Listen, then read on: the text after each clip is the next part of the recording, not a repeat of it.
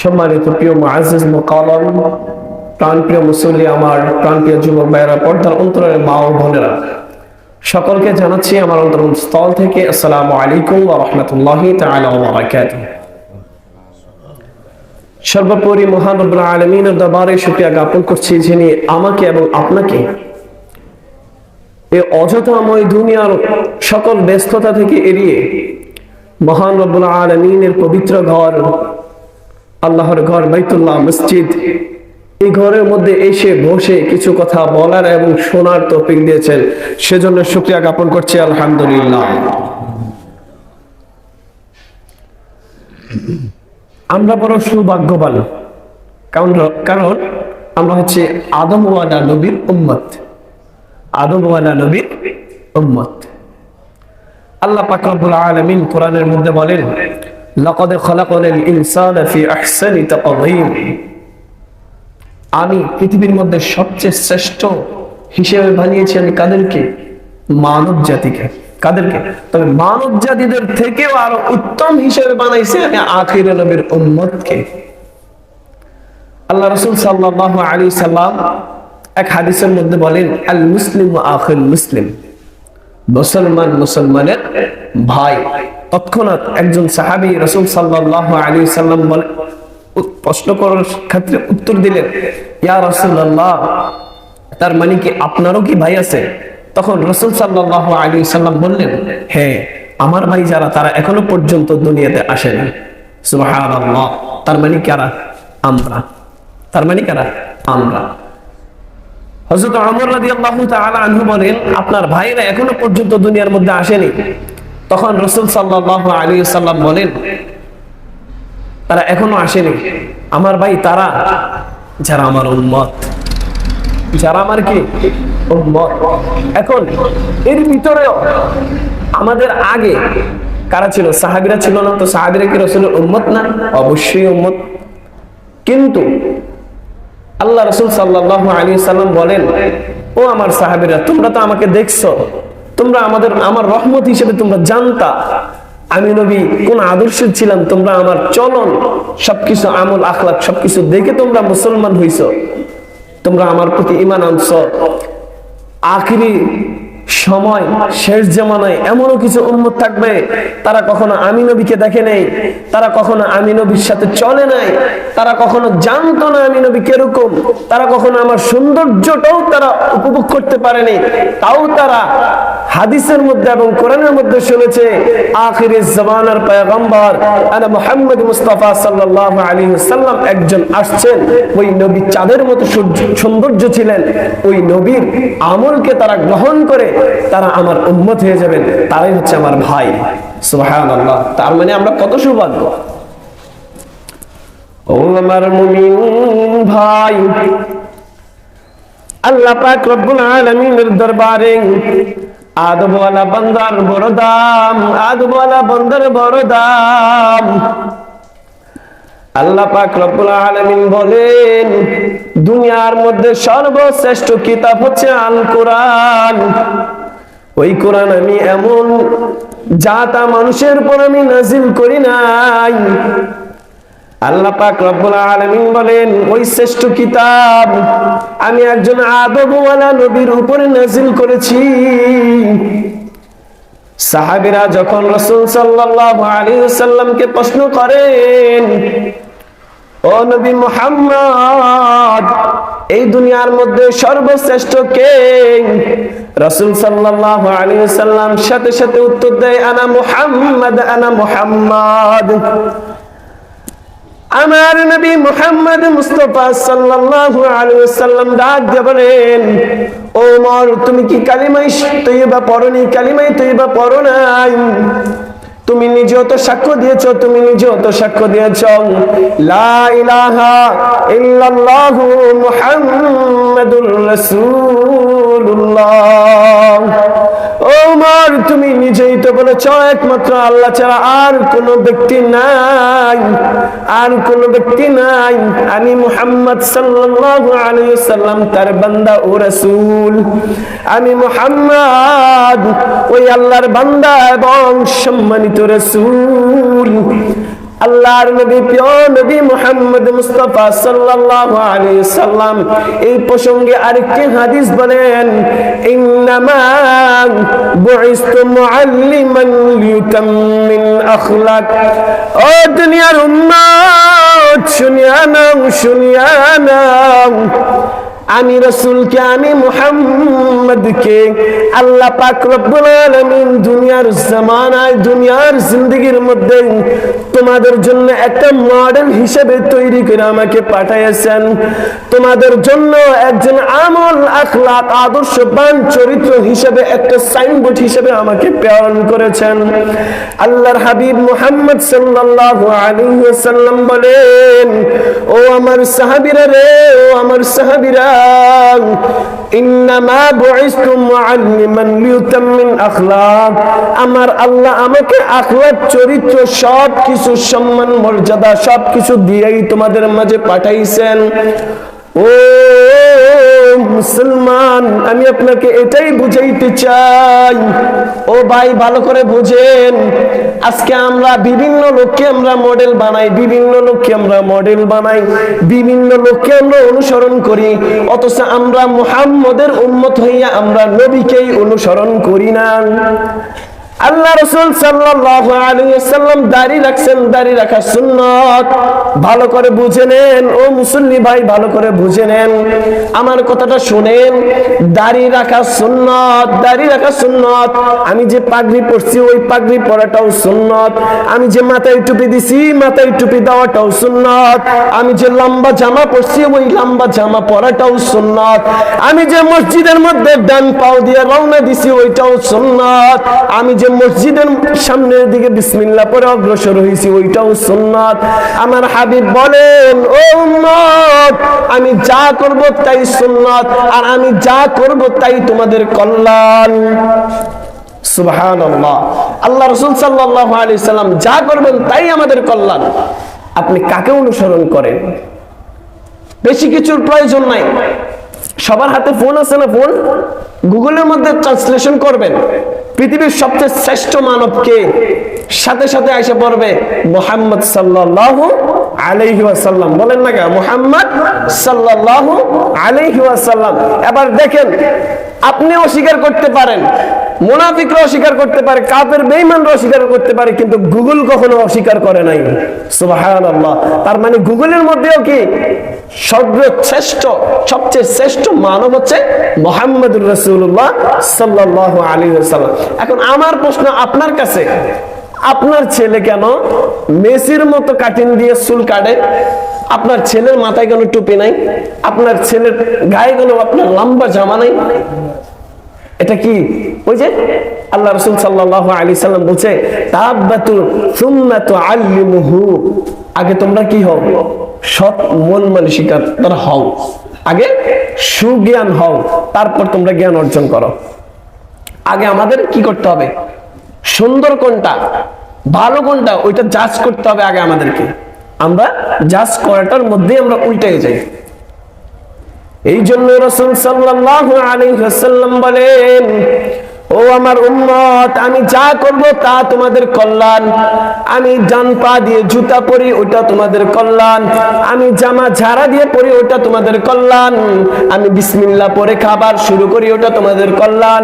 কারণ খাবার খাওয়ার ভিতরে অনেকেই খাবার খায়, যেমন পশু খায়, জীবজন্তু সবাই খাবার খায়, মানুষও খাবার খায়।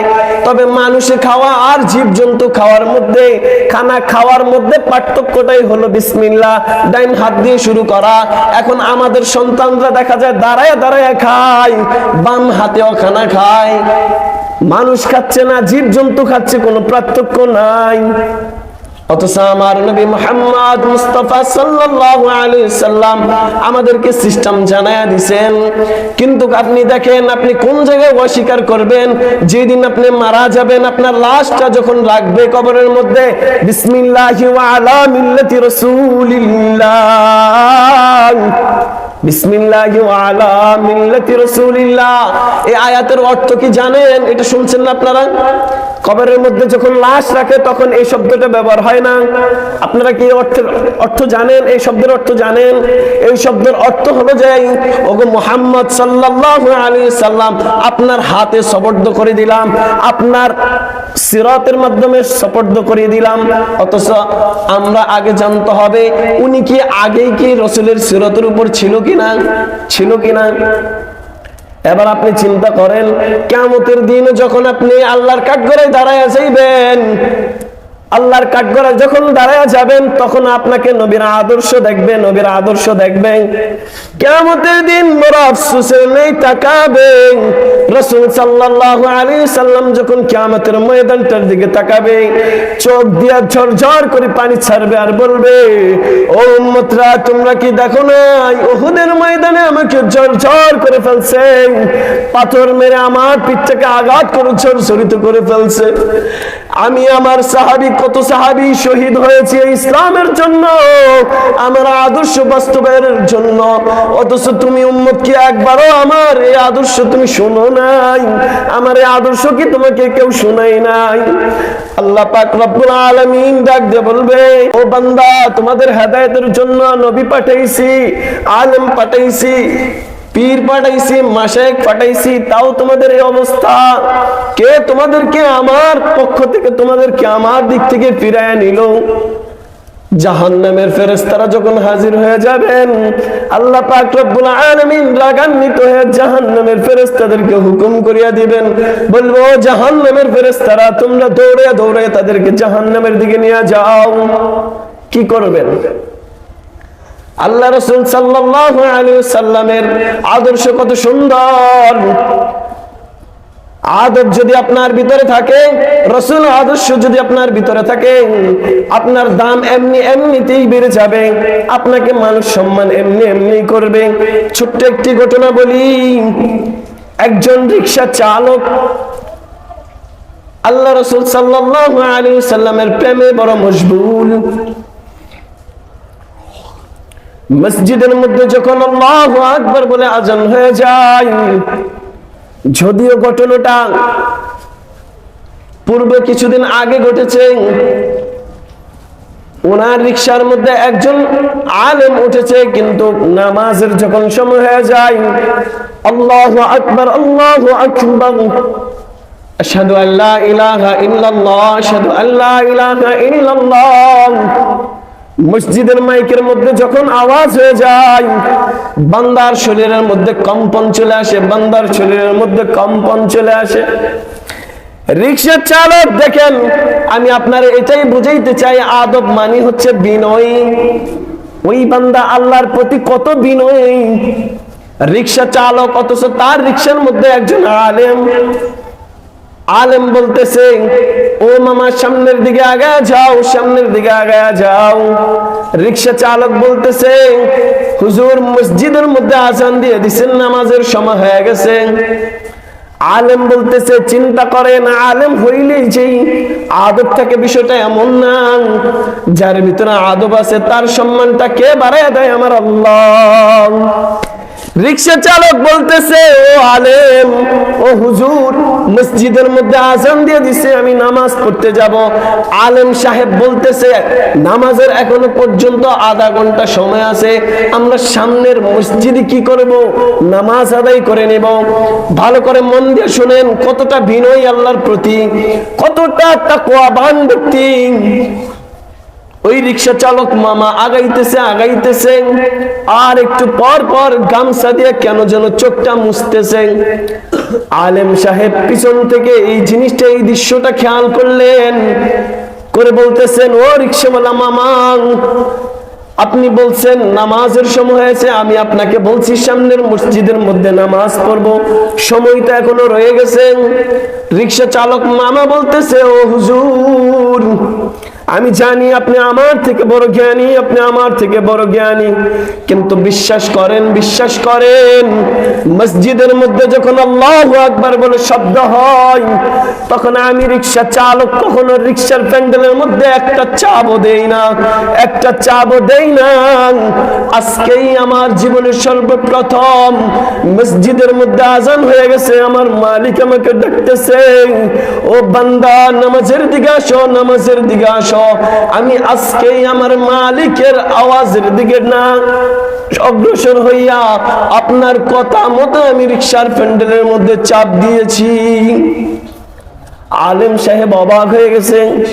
সামান্য আমি বলছি নামাজের সময় তো এখন আছে, সামনের মসজিদে গিয়ে নামাজ পড়বো, কিন্তু তাও আল্লাহর বান্দার সহ্য হয় নাই, আল্লাহর ওয়ালির সহ্য হয় নাই। রিকশা চালককে আল্লাহর ওয়ালি বানাই দিছে কে? আমার আল্লাহ। চিন্তা করেন, একজন আলেমের ভিতরে আল্লাহর ডাকের প্রতি এত তাকওয়াবান, এত বিনয় ছিল না। সে সামনে গিয়ে নামাজ পড়বে, কিন্তু রিকশা চালক বলতেছে আজান হয়ে গেছে, আমি আর সামনে অগ্রসর হইতে পারবো না। আলেম যখন বাধ্য করছে, তখন রিকশা চালক সামনের দিকে আগাইতেছে, আর চোখের পানি পড়তেছে, গামছা দিয়ে চোখের পানি মুছতেছে আর মুছতেছে। এমন সময় আলেম যখন বুঝতে পারে সাধারণ কোন রিকশা চালক না, কোন সাধারণ রিকশা চালক না, আলেম সাথে সাথে নেমে তার জুতা পরিষ্কার করা শুরু করে দিছে। সুবহানাল্লাহ। চিন্তা করেন, একজন রিকশা চালকের মান সম্মান বাড়াই দিছে কে? কিসের জন্য বাড়াইছে? বিনয়ী আদবের জন্য। কার আদব? বিশ্বনবী মুহাম্মদ মুস্তাফা সাল্লাল্লাহু আলাইহি সাল্লামের আদব অনুসরণ করার জন্য, ঠিক কিনা? এবার চিন্তা করেন, আমরা ওই নবীর আদব ছেড়ে আমরা বেয়াদবদের আদব নিয়ে আমরা কি করি? লাফালাফি করি। আজকে আপনার সন্তান বেয়াদব, আজকে যুব সমাজ বেয়াদব। কিসের জন্য? আজকে মুরব্বীরাও বেয়াদব। আলেমদের সামনে কথা বলার মন মানসিকতা অন্যরকম। এটা কিসের জন্য? মদিনাওয়ালার আদর্শ না থাকার জন্য। হাসান বসরি রহমতুল্লাহি আলাইহি তিনি একদিন রাস্তার মধ্যে হাঁটার সময় একটা কাগজ পেয়েছেন, ওই কাগজের মধ্যে বিসমিল্লাহ লেখা। ওই কাগজটাকে হাতে নিয়ে চুম্বন খেয়ে ঘরের মধ্যেও রাখেনি, কারণ ঘরটা নিচু, ঘরের উপরে চালের মধ্যে বেঁধে রাখছে যেন এটার উপরে আর কোনো কিছু না থাকে, কারণ এটা দামি জিনিস। ওই আদবের কারণে হাসান বসরি রহমতুল্লাহি আলাইহি ওনাকে আল্লাহ অনেক বড় বানায়া দিবেন। মুস্তাজাবুদ দাওয়াত কাকে বলে জানেন? মুস্তাজাবুদ দাওয়াত যিনি দোয়া করবেন সাথে সাথে কবুল, যিনি দোয়া করবেন সাথে সাথে কবুল। মুস্তাজাবুদ দাওয়া কোন এত বড় আলেম ছিলেন না, শুধুমাত্র রাসূলের আদব অনুসরণের কারণে তাকে মুস্তাজাবুদ দাওয়া বানাই দিয়েছেন। মুস্তাজাবুদ দাওয়া শুধুমাত্র একটি দোকানের মধ্যে রুটি বানাইতেন, রুটি বানানোর একটা রুটি বানাইতেন, বেলতেন আস্তাগফিরুল্লাহ, আবার রুটিটা খোলার মধ্যে দিতেন আস্তাগফিরুল্লাহ, আবার রুটিটা উঠে আবার স্থানে রাখতেন, তখনও বলতেন আস্তাগফিরুল্লাহ। আমার মালিকের প্রতি বিনয়ী ছিলেন, এই জন্য আমার আল্লাহ পাক রব্বুল আলামিন তাকে মুস্তাজাবুদ দাওয়া বানাই দিয়েছেন।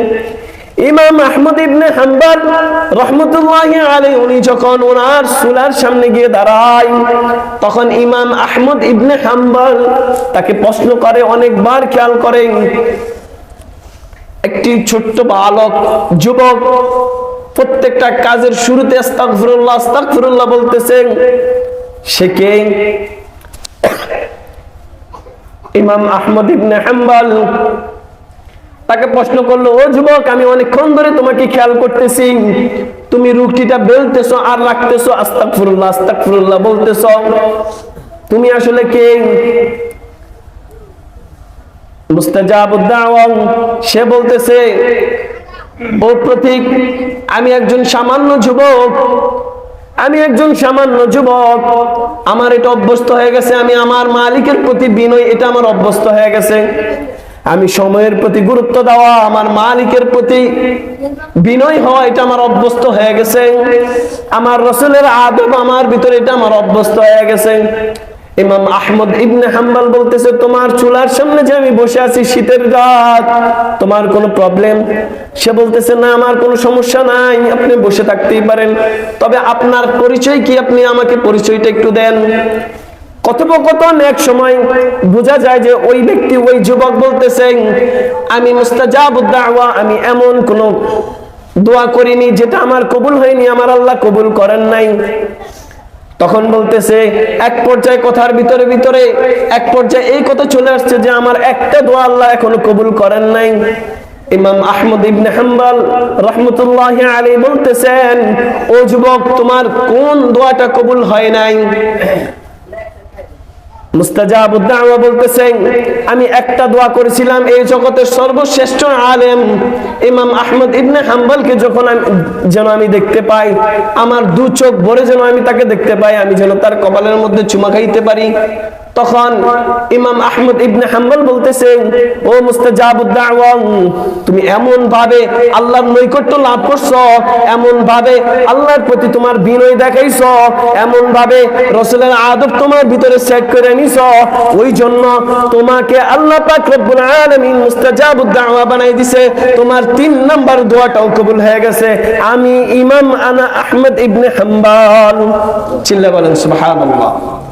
সে আহমদ ইবনে হাম্বলের কাছে যাওয়া লাগে না, কত বড় আলেম চিন্তা করেন। আমি আপনাদেরকে এটাই বুঝাইছি, আলেম হওয়া জরুরি না, নবীর আদর্শ যখন আপনার ভিতরে সেট করে ফেলবেন, তখন আপনাকে এমনিতেই আপনাকে কি করে দিবে, দামি বানাই দিবে আমার আল্লাহ। এমনিতেই কি করে দিবে, দামি বানাই দিবে। আজকে আমাদের যুবকরা দাড়ি ছোট করা নিয়ে মাসালা খোঁজে, দাড়ি বড় রাখা নিয়ে মাসালা খোঁজে না। চিল্লা বলে ঠিক না? দাড়ি বড় রাখা নিয়ে মাসালা খোঁজে না, দাড়ি ছোট রাখা নিয়ে মাসালা খোঁজে। টুপি মাথায় দেওয়া লাগবে কি লাগবে না সেটা নিয়ে মাসালা খোঁজে, টুপি দিলে দেওয়া মাসালা লাগবে কিনা এটা খোঁজে না। লম্বা জামা পরলে নামাজ হবে, তাহলে লম্বা জামা পরবো কেন? লম্বা জামা পড়তে হবে এটার মাসালা খোঁজে না, পড়তে হবে না ওইটার মাসালা খোঁজে। দেখেন আমাদের চিন্তা ভাবনা, চিন্তা চেতনা আমাদের কোন দিকে। এই জন্যই তো আল্লাহ রাসূল সাল্লাল্লাহু আলাইহি ওয়াসাল্লাম বলেন, আত্তাইবু সুম্মা তুআল্লিমুহু, আগে তুমি সৎ মন মানসিকতার হও, সৎ মন মানসিকতার হও, তারপর তুমি জ্ঞান অর্জন করো, তারপর তুমি কি করো, জ্ঞান অর্জন করো। আল্লাহু আলাম। এই জন্যই আমি বলি, হে আমার ভাই, আমাদের অন্তত আল্লাহ রাসূল সাল্লাল্লাহু আলাইহি সাল্লামের আদবকে কি করতে হবে, অনুসরণ করতে হবে। যখন আপনি একদিন টুপি পরেন না, একদিন পরেন, আপনার টুপি সেট হয়ে গেছে, টুপি আপনাকে খুব সুন্দর লাগবে। দাড়ি রাখেন না, একটু একটু করে লম্বা করেন, দেখবেন আপনার দাড়ির মধ্যে আপনাকে ফুটাই তুলছে। কে তুলবে ফুটায়? আমার আল্লাহ। আপনি কি মনে করেন আপনি কেমন পরিকল্পনা ব্যক্তি? আপনার থেকে বড় পরিকল্পিত ব্যক্তিকে আমার আল্লাহ। আপনাকে কেমনে সুন্দর লাগবে এটা আমার আল্লাহ জানে না? আপনি দাড়ি সাইডে এরপর যে সুন্দর হওয়া লাগবে, আপনাদের হাতে পায়ে ধরে বলি, দাড়ি রাখা হচ্ছে কি, এটা হচ্ছে দায়মি সুন্নত। এটা কি সুন্নত? দায়মি সুন্নত। আপনি একটাবার চিন্তা করেন, আপনি মারা গেছেন, আপনার গোসল হচ্ছে, আপনি তার আগের দিন ক্লিন শেভ করছেন, যে ব্যক্তি আপনাকে গোসল করাবে সাথে সাথে যখন আপনার মুখটাকে সাবান দিয়ে ধোবে, সাথে সাথে সে মনের অন্তরের ভিতরে অজান্তে সে কমেন্ট করে ফেলবে, আহ, এ ব্যক্তি কিছুদিন আগে ক্লিন শেভ করে আসছে, আজকে মারা গেছে। এই দাড়িবিহীন আল্লাহর সামনে দাঁড়াবেন ফেরাউন নমরুদের মতো। কার মতো? ফেরাউন নমরুদের মতো। এই জন্য বলি, হে আমার প্রিয় ভাই, আপনাদের হাতে পায়ে ধরে বলি, আমার কি সুন্দর লাগে না? সানসাই সুন্দর, আমার সুন্দর লাগে না? যদি আমার নিজের ব্যক্তিগত বলে দিছে। আরেকটা বিষয় বলি, আমি যখন মাদ্রাসায় পড়তাম তখন আমি কাটা পাঞ্জাবি পড়তাম। এখন আমি কাটা পাঞ্জাবি পড়লে আমার মানায় না, কাটা পাঞ্জাবি পড়লে মানায় না। আগে আমি খুর বিরোধী ছিলাম, গোল পাঞ্জাবির বিপক্ষে। এখন আলহামদুলিল্লাহ আমার গোল পাঞ্জাবিতে ভালো লাগে। শুধু আমার দিকটা দেখাইলাম, আবার আমনেদের দিকটা। দাড়ি রাখেন, আল্লাহু আলাম। আমি বলতেছি, আপনি দাড়ি না রাখা সময় যত সুন্দর ছিলেন, দাড়ি রাখার সময় তার 4 দ্বিগুণ বেড়ে যাবেন আপনার সৌন্দর্য। সুবহানাল্লাহ। এই জন্য আমরা দাড়ি রাখবো তো, যারা দাড়ি রাখেননি দাড়ি রাখবেন তো। সাহায্য তোলেন, চাই বুকে সাহস নেই, ওয়াদার মতো। আপনারা ভয় পান, এই যে অনেকজনে হুজুর আপনি ডাইরেক্ট ওয়াদা করাইলেন। আরে হিম্মত করা, এই যে আমরা আস্তাগফিরুল্লাহ পড়ি, এটা শব্দের অর্থ জানেন আপনি? আল্লাহ আমি এই গুনাহ আর কখনো করবো না, আল্লাহ বলছে বান্দা তুমি যখন গুনাহ করতে যাও আমি গুনাহ লিখি না, তুমি যখন গুনার একবারে পা দিয়ে লাইছো তাও আমি গুনাহ লিখি না, গুনাহ করে ফেলছো তাও আমি লিখি না, কারণ তওবার জন্য আমি অপেক্ষায় থাকি। আর বান্দা তুমি যখন সওয়াব করার জন্য একটা নিয়ত করো যে আমি আল্লাহ আমি আর জীবনে দাড়ি কাটবো না, আমি সাথে সাথে তোমার এটা কবুল করে নিচ্ছি। সুবহানাল্লাহ। আপনি হাত তুলতে সমস্যা কোথায়? ইনশাআল্লাহ আমরা দাড়ি রাখবো তো, টুপি মাথায় দিব তো, জামা পোশাক টাকনুর উপর থাকবে তো। নো স্টাইল ইসলাম, আদবি ইসলাম। কি বলেন? আদবি ইসলাম না মডেলি ইসলাম? আদবি ইসলাম। কি ইসলাম? ইসলাম ইজ আদব, আর ইসলাম নট ইজ কি মডেল। মনে থাকবে। আমরা সবাই, আল্লাহ যদি আমাদেরকে সহায় হয় তাইলে কি হবে? কিয়ামতের দিন আমরা সবাই বিনা হিসাবে জান্নাতে চলে যাব। সুবহানাল্লাহ। আল্লাহ পাক রব্বুল আলামিন সকলকে